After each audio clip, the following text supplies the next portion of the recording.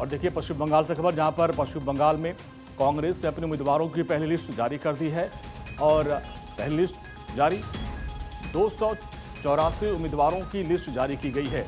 भवानीपुर से प्रदीप प्रसाद को उम्मीदवार बनाया गया है। ममता बनर्जी के खिलाफ चुनाव लड़ेंगे प्रदीप कुमार, जबकि बहरामपुर से अधीर रंजन चौधरी को उम्मीदवार बनाया गया है।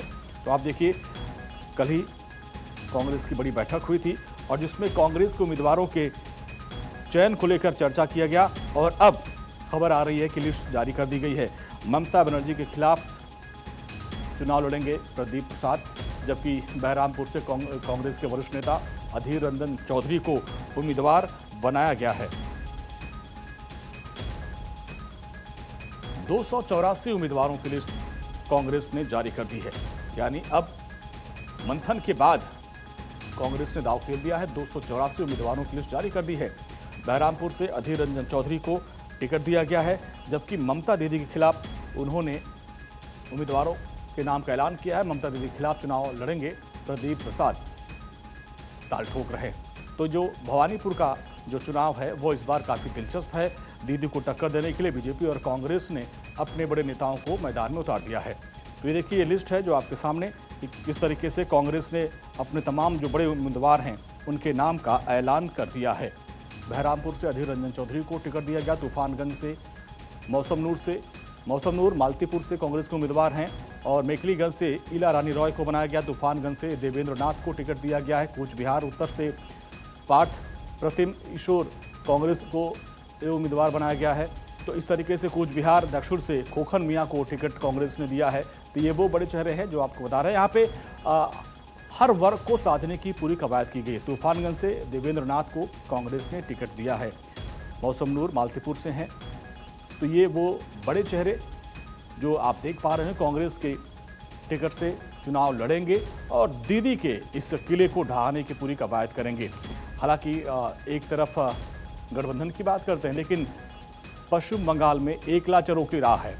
अक्षय राय हमारे साथ है। अक्षय, कल ही जब बैठक हो रही थी माना जा रहा था कि अब उम्मीदवारों के नाम का ऐलान हो जाएगा, लेकिन 284 उम्मीदवारों के नाम ऐलान कर दिए।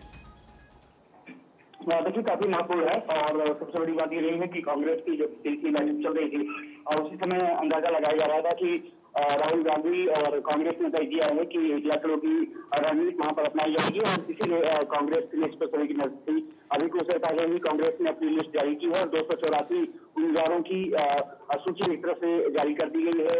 294 विधानसभा की सीट में कहा जा सकता है कि जो अगली सीट होगी या तो फिर कांग्रेस अपने पास रखेगी या फिर छोटे दलों का, जैसा मैं जिक्र कल कर रहा था, वो किया जा सकता है। और साफ तौर पर है कि अपने वरिष्ठ नेताओं पर इसमें भरोसा जताया गया है।